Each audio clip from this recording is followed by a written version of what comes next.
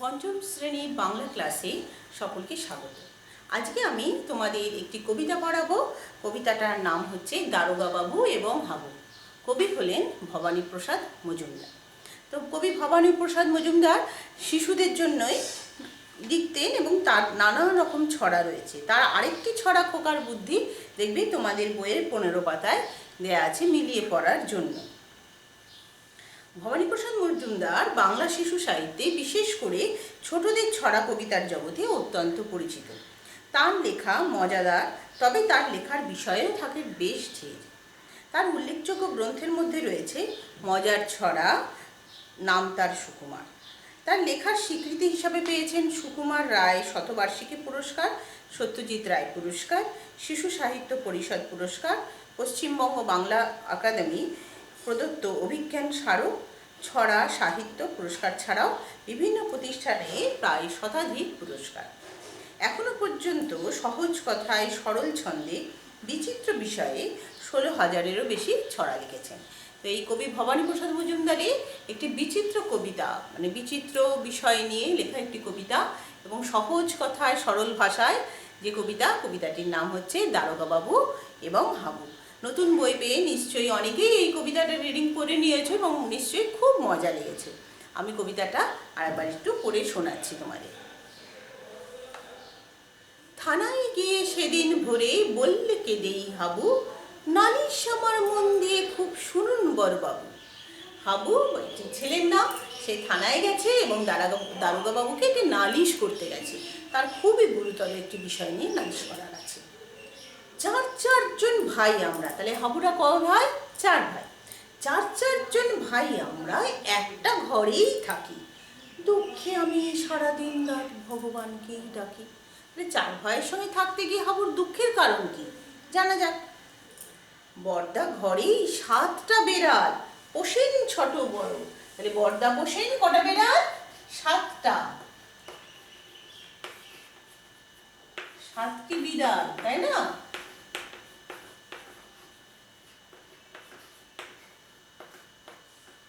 বর্দা ঘরেই 7টা বিড়াল, পোষেন ছোট বড়। মিস্তা পোষেন 8টা কুকুর, যতই বারণ করো। তাহলে মিস্তা কি পোষেন? 8টি কুকুর।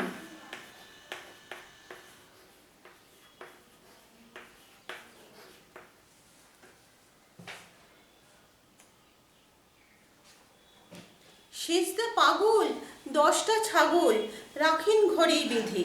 গন্ধে তাদের প্রাণ যায় যায়, মরছি কেঁদে কেঁদে। সেজদা কি 10টা ছাগল পোষেন এবং তাদেরকে ঘরেই বেঁধে রাখেন। সেজদা পোষেন 10টি কি ছাগল। দারোগা বাবু বললে, হাবু তোমরা কি সব ভুলো? সদাই খুলে রাখবে ঘরের জানলা দরজাগুলো। মানে ঘরের জানলা দরজা খুলে রাখলে কি হয়? বেড়াল কুকুর ছাগল যাই পোষ না কেন, ঘরে অন্তত গুমোট গন্ধটা তো আর হয় না। ঠিক কথাই বলেছেন।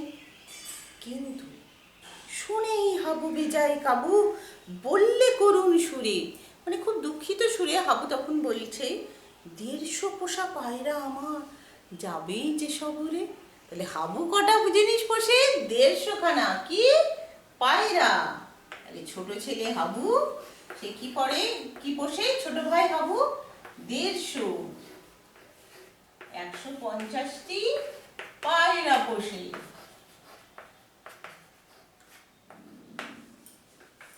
এবার দারোগা বাবুর কি অবস্থা আমাদের মতনই, একটু মুচকি হেসে বললেন, এ তো তোমরা সবাই এক। তাহলে এরা সকলেই নানান রকম পশু পাখি পোষে, 4 ভাই। সেই 4 ভাইয়ের নানা রকম পশু পাখি নিয়ে আমাদের এই সুন্দর কবিতাটা আরেকবার আমি পড়ছি, শোনো সকলে। থানায় গিয়ে সেদিন ভোরে বললে কেঁদেই হাবু, নালিশ আমার মন দিয়ে খুব শুনুন বড়বাবু। 4জন ভাই আমরা একটা ঘরেই থাকি, দুঃখে আমি সারাদিন রাত ভগবানকেই ডাকি। বর্দা ঘরেই 7টা বেড়াল, পোষেন ছোট বড়। মেজদা পোষেন 8টা কুকুর, যতই বারণ করো। সেজদা পাগল 10টা ছাগল রাখেন ঘরেই বেঁধে, গন্ধে তাদের প্রাণ যায় যায়, মরছি কেঁদে কেঁদে।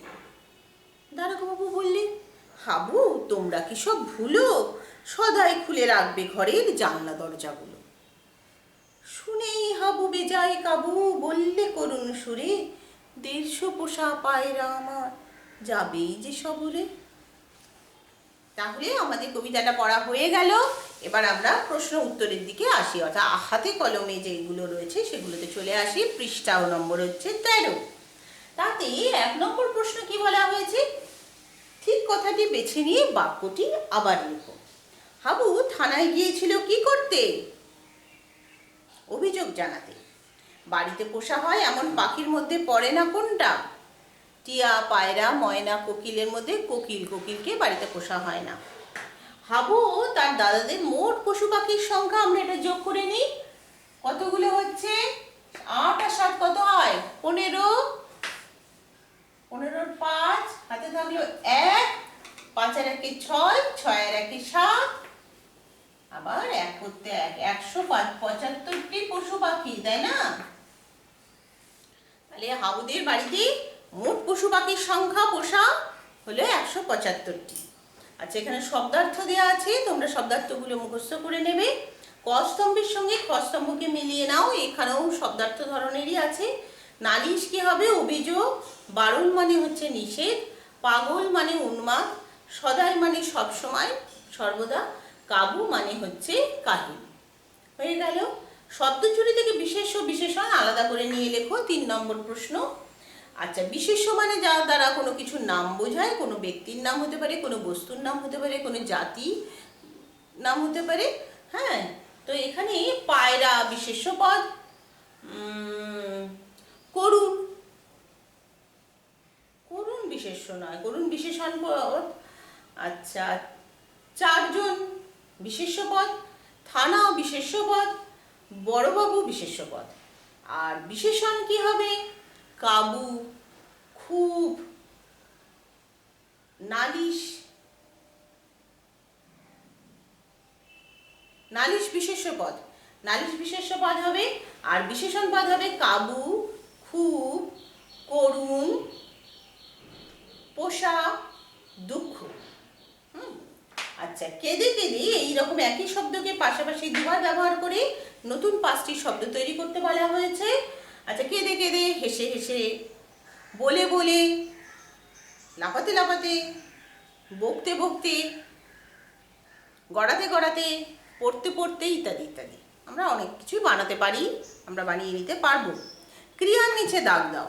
বিশেষ্য পদ মানে কোনো কিছুর নাম বোঝায়, বিশেষণ পদ মানে হচ্ছে কোনো কিছুর দোষ, গুণ, অবস্থা, সংখ্যা, পরিমাণ বোঝায়। এবার আসছে ক্রিয়াপদ। ক্রিয়াপদ মানে যে পদ দ্বারা কোনো কাজ করা বোঝায়। তো এখানে বললে কেঁদেই হাবু, কাজ করা কি? বলাটাও একটা কাজ, কান্না করাটাও একটা কাজ। বললে আর কেঁদেই দুটোই হচ্ছে ক্রিয়াপদ। 7টা বিড়াল পোষেন ছোট বড়, এখানে পোষেন হবে।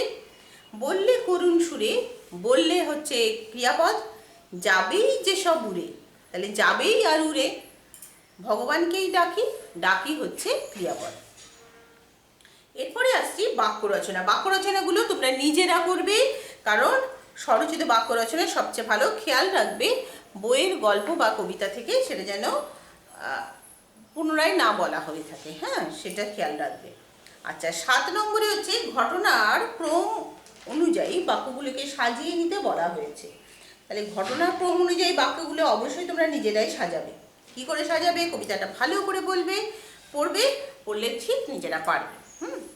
আচ্ছা, কবিতাটিতে অন্তমিল আছে, এরকম 5 জোড়া শব্দ লেখো, এটাও কবিতাটা পড়ে তোমরা পারবে। 9 নম্বরে বলা হয়েছে বাক্যটাকে বাড়াতে বলা হয়েছে। যেমন হাবু গিয়েছিল, কোথায় গিয়েছিল, কখন গিয়েছিল, এটা আশা করি নিজেরা চেষ্টা করে ঠিক পারবে।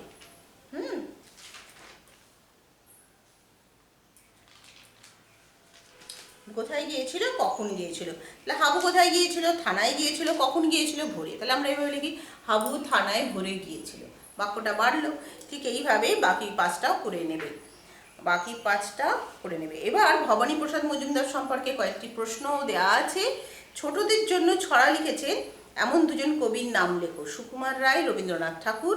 তোমার পাঠ্য কবিতাটির কবিকে কবি ভবানীপ্রসাদ মজুমদার। তার লেখা দুটি বইয়ের নাম লেখো। তার লেখা দুটি বই হচ্ছে মজার ছড়া, নাম তার সুকুমার। আচ্ছা, নিচের প্রশ্নগুলির উত্তর নিজের ভাষায় লেখো। নিচের প্রশ্নগুলির উত্তর নিজের ভাষায় লেখো। দেখো, বেশ সহজ সহজ প্রশ্নই আছে। 11-1 হাবু কোথায় গিয়ে কার কাছে নালিশ জানিয়েছিল? আশা করি আমার প্রিয় ছাত্রীরা তোমরা নিজেরা এটা লিখতে পারবে। হাবুর বর্দা, মেজদা ও সেজদা ঘরে কি কি পোষেন? সেটাও তোমরা কবিতাটা পড়লে নিশ্চয়ই পারবে। হাবুর করুণ অবস্থার জন্য সে নিজেও কিভাবে দায়ী ছিল বলে তোমার মনে হয়? আচ্ছা, এটা তোমরা নিজেরা ভাববে, আমি একটু বলে দিচ্ছি, তোমরা সেটা একটু শুনবে, শুনে নিয়ে নিজেদের মতন করে গুছিয়ে লিখবে। হাবু নিজের করুণ অবস্থার জন্য, প্রশ্নটা হচ্ছে হাবু করুণ অবস্থার জন্য সে নিজেও কিভাবে দায়ী ছিল। আমরা দেখেছি হাবু 150টি পায়রা পোষে, তাই তো? আচ্ছা, তার জন্য সেই জানলাগুলো খুলতে পারে না, আমরা দেখেছি কবিতাটার মধ্যে। তাহলে আমরা এটা একটু গুছিয়ে কি লিখি? হাবু নিজে ঘরে 150 পায়রা পোষে, তাই তার করুণ অবস্থার জন্য সে জানলা খুলতে পারে না।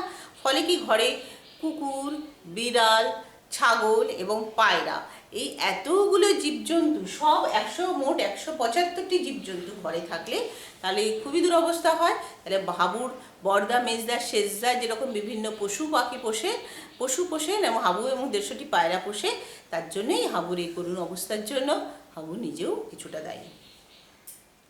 আচ্ছা, 11-4 হচ্ছে দারোগাবাবু হাবুকে যে পরামর্শ দিলেন সেটি তার পছন্দ হলো না কেন? এটাও আশা করি পারবে। দারোগাবাবু কি পরামর্শ দিয়েছিলেন? বলেছিলেন তোমরা কি সব ভুলো যে দরজা জানলাগুলো খোলো না?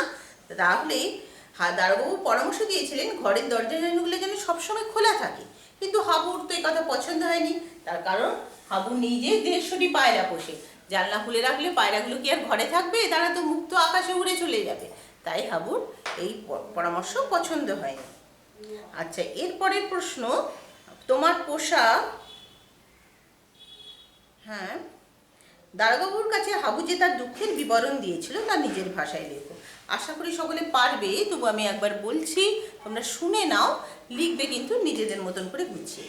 হাবু থানায় গিয়ে দারোগাবাবুকে বলেছিল তারা চারজন ভাই মিলে একটা ঘরে থাকে, আর তার বড়দা 7টি বিড়াল, মেজদা 8টি কুকুর এবং সেজদা 10টি ছাগল পোষে। আর এই সকল প্রাণী পোষার জন্য তাদের ঘরটা ভীষণ দুর্গন্ধময়, নোংরা গন্ধে হাবু প্রায় প্রাণ যায় অবস্থা, এবং সে এই দুঃখের কথা জানাতেই সে দারোগাবাবুর কাছে গিয়েছিল।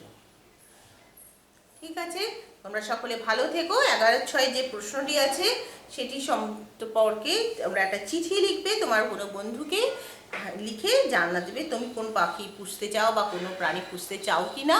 তাহলে সেই সম্পর্কে তোমার বন্ধুকে লিখে দাও চিঠি, অথবা এমন কোনো প্রাণীর ছবি আঁকো যা তোমার আঁকতে ভালো লাগে, সেরকম দেখে কোনো প্রাণীর ছবিও তোমরা আঁকতে পারো। এটা তোমরা নিজেরা করবে 11-6। হ্যাঁ, আর তারপরে খোকার বুদ্ধি বলে একটা কবিতা, বেশ মজার কবিতা আছে, এই কবিতাটাও তোমরা পড়ে নিও। সবাই ভালো থেকো আর মন দিয়ে পড়াশোনা করো।